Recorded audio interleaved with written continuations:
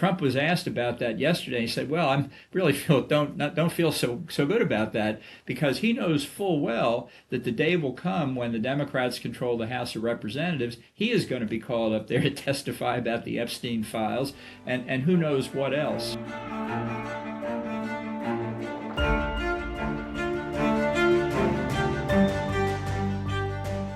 Hi, I'm Maddie Hale and welcome to the Trump Report. There's so much going on today, domestic and international, and so who better to bring in than former National Security Advisor John Bolton. And just a reminder that you can watch us every day, Monday through Friday, on the Trump Report YouTube channel, or you can stream us as a podcast wherever you get your podcasts. Ambassador Bolton, thank you so much for joining the Trump Report again. Glad to be with you. We need to start off with what's really happened between Trump and Putin in the last few days. There's been a lot of confusion over this pause on striking Ukrainian energy facilities that was brokered between Trump and Putin. So on January 29, last Thursday, Trump said that Putin had agreed to this 1 week pause in striking energy. This is, of course, due to the cold temperatures. The Kremlin confirmed an agreed halt on strikes on January 30, but they said it would only last until February 1st. However, during the 2nd and 3rd of February, so a few days later, Russia launched overnight attacks targeting energy infrastructure. They damaged power plants, left many without heat. So Ukraine says that this was an obvious breach of the pause, but there's been some conflicting messaging over dates here. And the underlying issue seems to be that Trump trusts Putin's word. Is that your takeaway from this? Well, it's hard to know exactly what they said, obviously, because Trump doesn't conduct his conversations with foreign leaders the way all prior presidents have, with people taking notes, listening in, and that sort of thing. Based on what are now almost exactly 4 years of Russian offensive operations against Ukraine, I'm inclined to think they saw their opportunity and took it, whatever Putin and Trump agreed to. So quite likely Putin acted contrary to what the understanding was. But as you indicate, it does not at this point seem to have affected Trump's thinking, with talks coming up between Russia, Ukraine, and the U.S. in Abu Dhabi tomorrow and Friday. The negotiating team today is talking in Israel to Bibi Netanyahu about the talks they're going to have on Saturday about Iran. So they're a little bit overstressed at the moment, and I'm not sure Ukraine is really on their mind. I don't know what's going to come out of the Ukraine-Russia talks in Abu Dhabi. I'm not optimistic, and I think that may be one reason why Trump has not said anything about these Russian attacks or blame Putin. He doesn't see much prospect of anything, and therefore no reason to be upset that somehow Putin's actions or Russia's actions have undercut the talks. Ambassador, before we get into your optimism about these trilateral talks, I do want to get into the nitty gritty of this, 1 week pause that Trump said that he'd brokered. So a reporter asked Trump about this breach, and he said, "I know it was Sunday to Sunday. He hit them hard last night. He kept his word on that." But this still doesn't make sense, because if the pause was meant to be from Sunday, January 25th to Sunday, February 1st. I want to read out what happened in that timeline just for our audience. So Sunday, January 25th, Russia launches a massive overnight assault on Kyiv's energy grid, fires 1,700 drones, over 1,300 bombs and 69 missiles. On the 26th to the 27th, they continue their assault on the energy infrastructure in Kharkiv and parts of Odessa. There's around 165 drones launched. And then January 28th to 29th, there's no major large strikes, but they're still carrying out smaller scattered strikes across the country, but still targeting these energy-focused barrage of attacks to, again, hit them where it hurts because of these incredibly low temperatures. So, I mean, that is just an overview of what happened in this week-long pause that Trump said that he brokered. So, I mean, is he corroborating Putin's lies? Well, I think he wants to show that he was successful. He said there'd be a pause, and in fact, there was a pause. Maybe it was 15 minutes long, but in Trump's mind, that can easily extend to a week. And, it raises questions, as many people have raised questions increasingly in recent months, about just how focused Trump is on reality as opposed to what he talks about. And it is disturbing that he seems to buy Russia's take on issues like this so readily. But it also is because it coincides with what he wants to portray to the world. that master deal maker that he is, he's getting people to agree with what he wants, and therefore showing he's in charge. So it's a lot of fodder, I think, for the psychiatrists around the world to explain it. After the latest bombardment of attacks on Ukraine, President Zelensky, he said the war must be stopped. But if the war, America and Europe, does not have the power to stop Russian strikes, then who will believe there is the power to guarantee that the war will not reignite again? So what is your reaction to that? I know I ask you this every time when you come on, but I think it's important to say, if you were still advising Trump on the Russia-Ukraine war, what would you be saying to him right now? Well, it's critical, as it has been for 4 years, that Russia not succeed in this unprovoked aggression. And the U.S. and UK and NATO have made a lot of mistakes over this 4 year period in not developing an effective strategy. We don't have an effective strategy today. And the idea that somehow you can end this war and validate what Russia has done by leaving it with 20% of Ukraine is simply an incentive, not just to Russia, but to China and other rogue states to act similarly in their respective regions around the world. So a deal that ends the war or that at least brings a ceasefire is not in and of itself the ultimate objective. The ultimate objective is peace and security in Europe, and as long as Putin and the Russian government insist that they're going to try and recreate the Russian Empire, and we don't effectively block that, they will believe that in due course they can take on Ukraine again or other parts of the former Soviet Union, all in aid of the Putin effort to recreate the Russian Empire. So this second round of trilateral negotiations will begin tomorrow, as you mentioned, between Russia, Ukraine, US delegates in Abu Dhabi. So when you say to stop these ambitions from Putin and the Kremlin to recreate the Soviet Union, are you saying that they must make sure, Ukraine and the US must make sure that leaving this 20% of Ukrainian land in the hands of Russia should not happen, because then we are left with these ambitions to keep going? Well, that's why I'm skeptical of a ceasefire from Ukraine's point of view. If I were Russia, I don't understand Putin on this point, frankly. I'd want a ceasefire so I could rebuild my economy, rebuild my army, and get ready for the third invasion. Putin seems much more confident of victory than I think he has reason to be. But the risk is, if you have a ceasefire, that becomes a permanent boundary along the line of military control.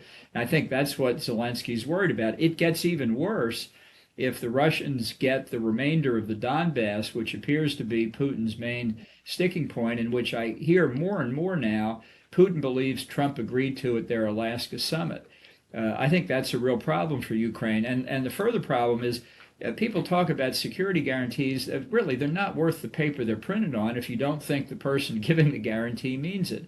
And we know from comments from his first term, comments in his second term, Trump's not even dependable on Article 5 of the North Atlantic Treaty and NATO. And if he's not reliable on that, why would anyone believe he's reliable on a U.S. security guarantee for Ukraine as long as he's president? So you don't believe that the Trump administration will stick to their word if a security guarantee is signed, if it even goes through Congress and they need it, Ukraine needs it down the track, whether that is in 1 or 2 years' time where we're still under the Trump administration and Vladimir Putin invades again? Yeah, I would be very worried. I mean, if there were some further commitment from the United States along the lines of a military presence in Ukraine, even if it was just a training and assist mission for the Russian military, as we had there before the 2022 invasion, I would feel more comfortable. But I simply, just given the makeup of the administration itself, almost all of the advice that Trump is being given is to get out of this thing, and unless we can somehow develop mineral rights in Ukraine that will make money for somebody, maybe some Trump company somewhere, that Trump's interest is not at all in the long-term security of Ukraine. He wants a deal as part of his Nobel Peace Prize resume. And if 2 years, 3 years, 5 years from now it breaks apart because of another Russian invasion, he couldn't care less. Do you believe that Ukraine can win this fight, can stay protected from Russian forces without the help of the United States? Intelligence aside, Ambassador, if the US kept intelligence in the hands of Ukraine but tapped out of everything else, do you believe that they can go at this on their own with the help of with Europe? Well, I don't know. I mean, I think Europe's got its own problems with respect to just defending countries that are members of NATO. I think U.S.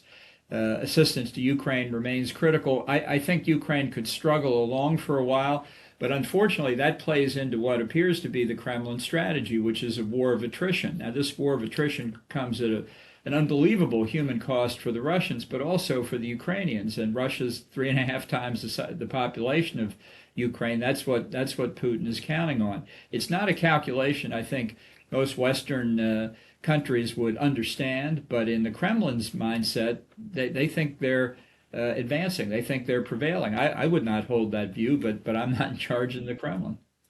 A new trade agreement was reached this week between the US and India. The US has agreed to scale back its tariffs from 25% to 18% and withdraw this 25% penalty tariff imposed for importing Russian oil. Now, India has agreed to cut tariffs on some US goods to zero. Trump and Modi have agreed to replace Russian oil with US, potentially Venezuelan oil, but India so far hasn't actually publicly commented on this yet, the fact that they would be replacing this oil. And then Kremlin spokesperson Dmitry Peskov, he said, so far we haven't heard any statements from New Delhi on this matter. So what do you think the full story is, Ambassador? Do you think that Modi has taken Trump for a ride here when it comes to replacing this cheap Russian oil with US, potentially Venezuelan oil? Look, it's hard to say. We've got conflicting stories about what the commitments on oil were. I would just say from the Indian point of view, I wouldn't count on a lot of Venezuelan oil anytime soon because it's going to be very difficult to ramp up production given the amount of external capital investment that's required for many years. Now, there's talk about cutting China off from Venezuela's oil. That would free up some to go elsewhere, but it's a very difficult oil to refine compared to lighter crude oils that they can get from other places. Look, the reduction of the tariffs benefits everybody. This tariff war that Trump launched last April is counterproductive from the U.S. perspective and everybody else's. So I think it's great that American consumers and importers now only have to pay an 18% tax on imports from India instead of a 50% tax. We weren't taxing the Indians; we were taxing ourselves. So a 0% tariff on imports from India would be the ideal, and likewise a 0% tariff on American exports to India. That's what we should all be aiming for. In the days before Trump, most people thought that was the right way to go. Maybe sanity will break out in the near future elsewhere too. I think it's very important for the U.S. and India to have a stable and growing relationship for the future, for dealing with China in Asia and around the world, and eventually for bringing India away from Russia, not just dependence on Russian oil, but its high technology weapons as well. As Russia and China grow closer, this should be increasingly obvious to India. Let's move on to the Epstein files. Over 3 million files related to Jeffrey Epstein dropped on Friday. I'm sure you've been covering this a lot, Ambassador. Since then, journalists have spent days sifting through them. So every single day, there seems to be more coming to light. Various allegations were made about Donald Trump, nothing verified with no evidence of police investigations, so on and so forth. But Trump's DOJ has been under fire for not releasing all 6 million files that they had. So I want to read out what Senator Ben Ray Lujan tweeted. He said the Trump administration failed to release full Epstein files as required by the law by last month's deadline. If this is what they are willing to show to the public, what they are breaking the law to hide must be far worse. The American people deserve the truth. So, Ambassador, has Trump and his administration broken the law by not releasing the full amount of the Epstein files? And I wonder what else they could be hiding. Well, they clearly have not released everything. It may have been unfair to say release everything in 30 days, and by the way, do all the necessary redaction to protect the victims and other innocent people who could have been mentioned somewhere in 6 million pages of documents. But the real problem is one Trump has created for himself. He made the Epstein saga an issue about corruption, the swamp of Washington, and powerful people who were protected even when they behaved illegally. And yet now he's the one objecting to a lot of this becoming public. And the most recent twist to this was yesterday when former President Clinton and former Secretary of State Hillary Clinton agreed to testify before a House Representatives Committee on this Epstein matter.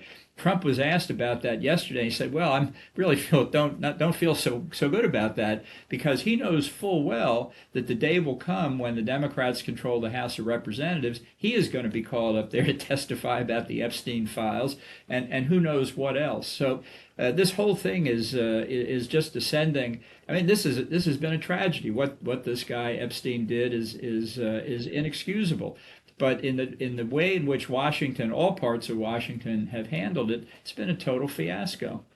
Various survivors of Epstein have accused the DOJ of putting them in danger after failing to redact certain personal information, including their names and photographs. So the stalling of these files was potentially because they wanted to redact personal information about these victims. Of course, there was concerns over national security. But do you think the DOJ failed in doing this, Ambassador, or do you really think that this was because there was this time crunch on them, as you mentioned?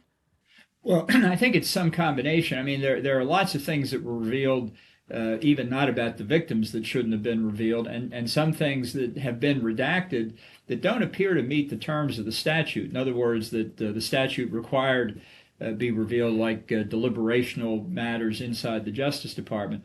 The real problem here is that a year ago, the Attorney General Pam Bondi said, "I have the file of victims on my desk. We're releasing everything." And they made a big show of handing out binders of the White House of all the Epstein documents. Well, 6 million documents, the binder was this thick, so that's thick, but 6 million documents probably fills the room I'm in or more.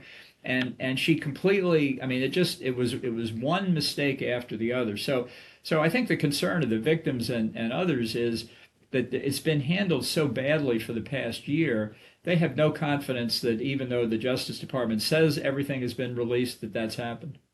What happens if the DOJ is found to have withheld an extra 3 million files and Congress does believe that they have broken the law in doing so?